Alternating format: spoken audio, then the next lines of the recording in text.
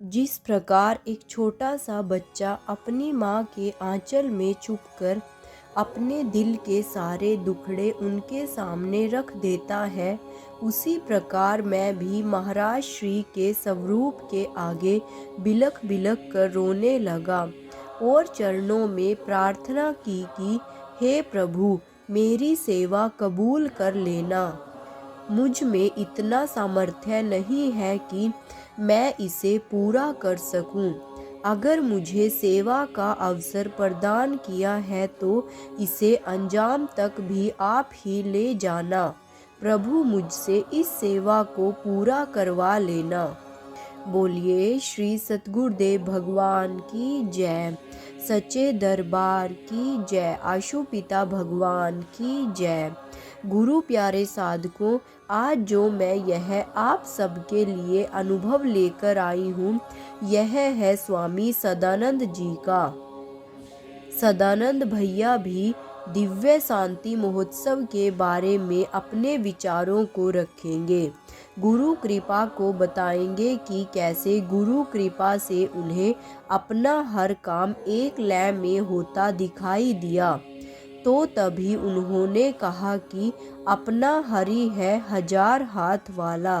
कि पिछले अनुभव में भी हमने श्रवण किया था कि कैसे स्वामी विश्वानंद जी बताते हैं कि महाराज जी के कार्य को पूरा करने के लिए जब हमने कार्य स्टार्ट किया तो हर काम दोगुनी गति से होता चला गया।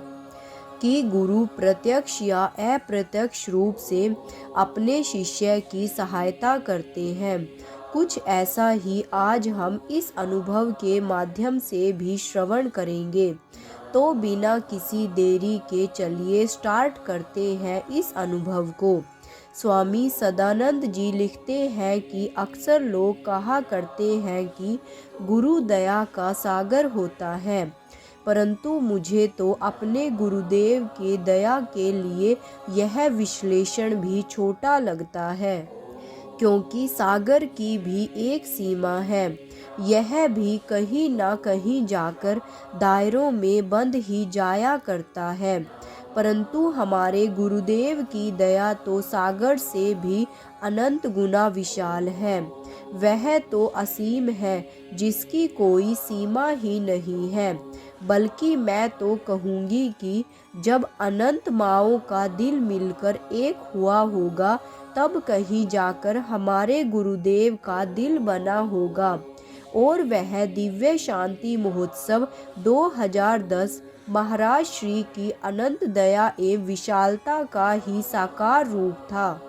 समागम के समापन के पश्चात बहुत से लोगों ने हमसे इस महोत्सव के बारे में पूछा, पर पता नहीं क्यों जैसे ही कुछ कहने लगता वैसे ही मेरे शब्द कमज़ोर पड़ने लग जाते। जितना कहता उतना ही कम लगता।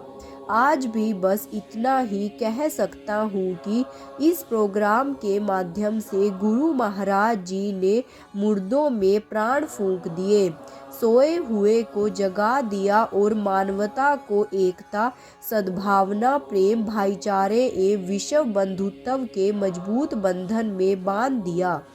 यह मेरा परम सौभाग्य था, या यूं कहूँ कि गुरु महाराज जी की अनंत कृपा थी।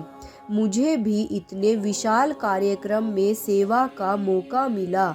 मैं उत्साह और जोश से लबालब भर गया। परंतु जब भी कोई सत्य के कार्य में अपनी सेवा प्रदान करने के लिए कदम आगे बढ़ाता है तो उसको अनेक बाधाओं का सामना करना पड़ता है। मेरे साथ भी कुछ ऐसा ही हुआ। सबसे पहले सबसे बड़ी मुश्किल जो सुरसा की तरह हमारे सामने मुंह खोलकर खड़ी थी, वह थी शिविर लगाने वाली जमीन। हमें कार्यक्रम में कुछ सप्ताह पहले ही उपलब्ध हुई। इन थोड़े से दिनों में कई कई एकड़ में फैले कई कैंप लगाने थे। यही नहीं, कैंपों के साथ साथ अन्य सुविधाओं की भी शिविर लगाने थे और हमारे पास सेवादार बहुत कम थे। अगर सांसारिक दृष्टि से देखें तो यह काम असंभव से भी असंभव था, मगर मुझे अपने गुरुदेव जी की दिव्यता पर पूरा विश्वास था, क्योंकि कई विशेषज्ञों ने मुझे सलाह देते हुए कहा था कि आपके पास केवल 25 दिन हैं और अगर 80 लोग प्रतिदिन 16 घंटे लगाकर काम करेंगे तो भी 15 दिन में सिर्फ एक कैंप लग पाएगा। और प्रबंधक कमेटी मुझसे लगातार प्रश्न कर रही थी कि सोच लो, इतने कम समय में इतना विशाल प्रोजेक्ट पूरा कर सकोगे या नहीं।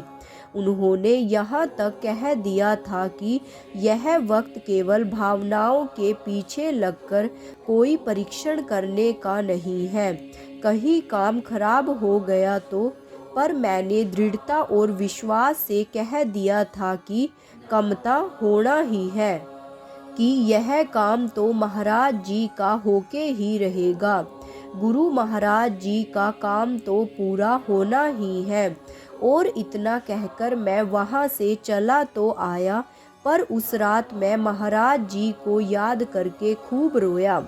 जिस प्रकार एक छोटा बच्चा अपनी माँ के आंचल में छुपकर अपने दिल के सारे दुखड़े उसके समक्ष रख देता है, उसी तरह मैं भी गुरु महाराज जी के स्वरूप के आगे बिलख बिलख कर रोने लगा और चरणों में प्रार्थना की कि हे प्रभु, मेरी सेवा कबूल कर लेना। मुझ में इतना सामर्थ्य नहीं है कि मैं इसे पूरा कर सकूं। अगर मुझे सेवा का अवसर दिया है तो इसे अंजाम तक भी आप ही ले जा सकते हो। हे प्रभु, मुझसे इस सेवा को पूरा करवा लेना। इतना कहते ही मेरी आँख कब लग गई पता ही नहीं चला, परंतु रात को महाराज जी अनुभव में आए और मेरे सर पर हाथ फेरते हुए कहने लगे, तू चिंता क्यों करता है, मैं हूँ ना, तू बस निमित्त बनकर उपलब्ध हो जा, बाकी सब काम मेरा। फिर गुरु महाराज जी ने मुझे हाथ से पकड़ा और कहा कि चल, तुझे कहीं लेकर चलता हूँ। दूसरे ही पल हम उस जगह पर थे जहाँ हमारा प्रोग्राम होना था।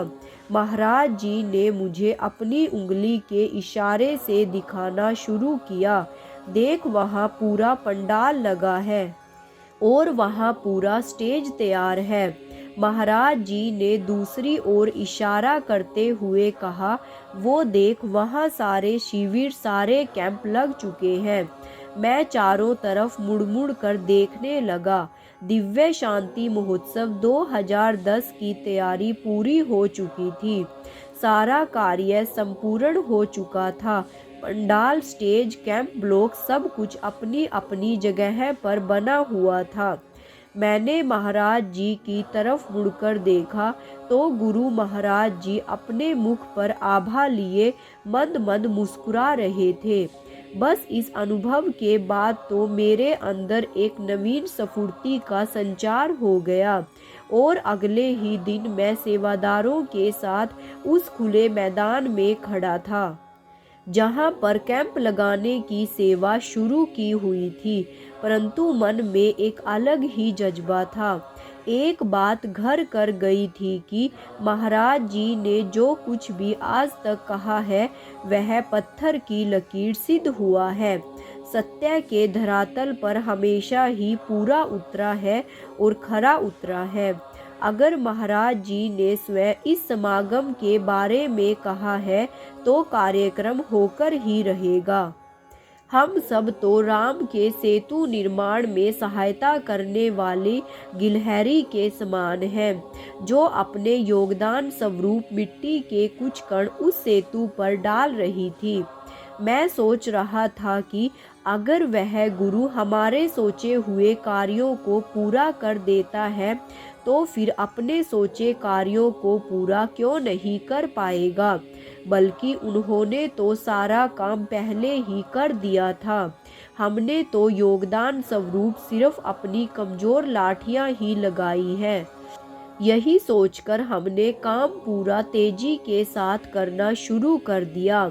अब कई एकड़ में फैला पंडाल गर्व से सिर उठाए खड़ा था, मानो मार्ग में कई चुनौतियां और मुसीबतों का माहौल उठा रहा हो।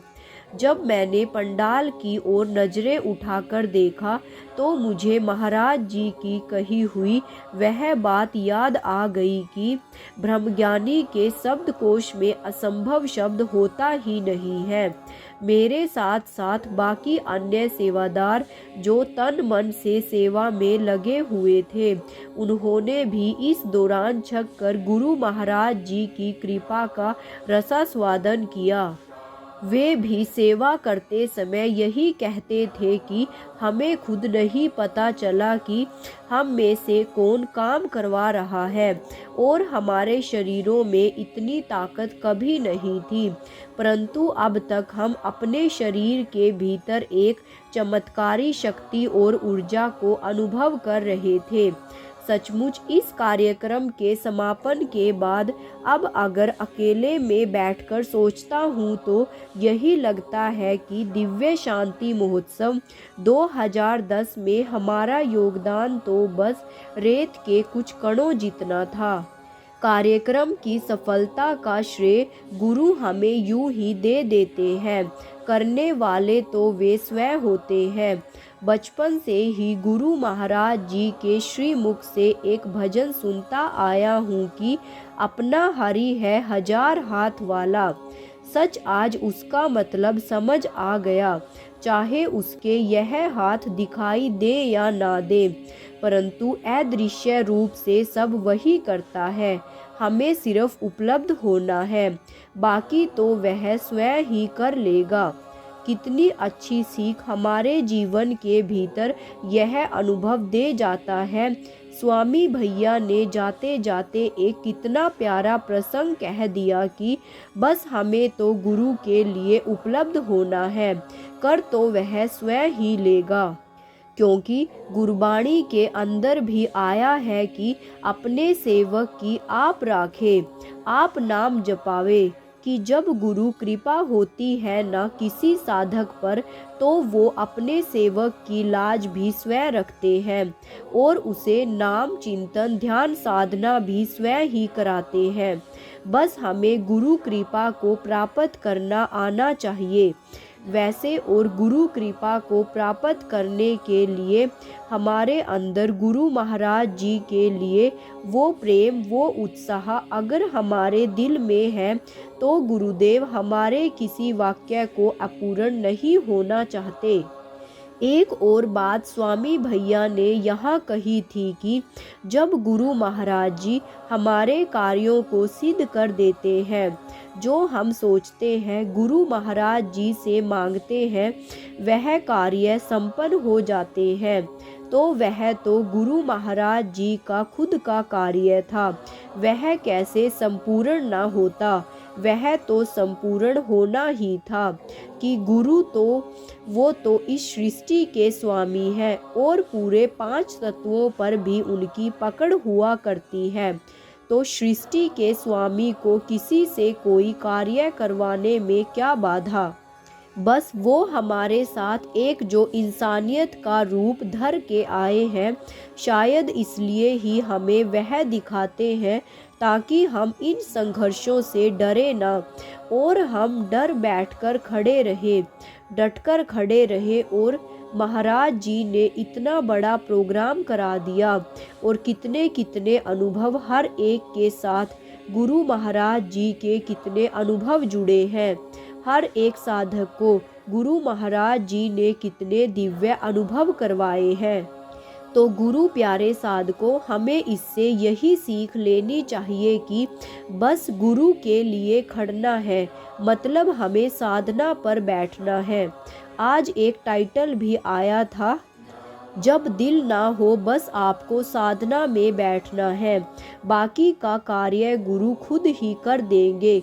तो इसी के साथ मैं आज के इस दिव्य अनुभव को यहीं पर समाप्त करती हूँ।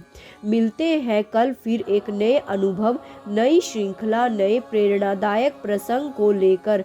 तब तक के लिए बोलिए श्री सतगुरुदेव भगवान की जय, साचे दरबार की जय, आशु पिता भगवान की जय। जय श्री राम।